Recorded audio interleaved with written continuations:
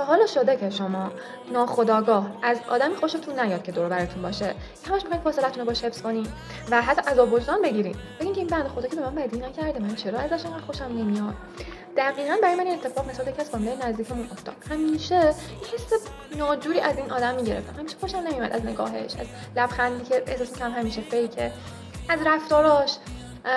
ولی هیچ بدی علنا به من نکرده بود، حتی به من خوبی می‌کرد. من عذاب وجدان اینو گرفتم که من چرا این حسو دارم.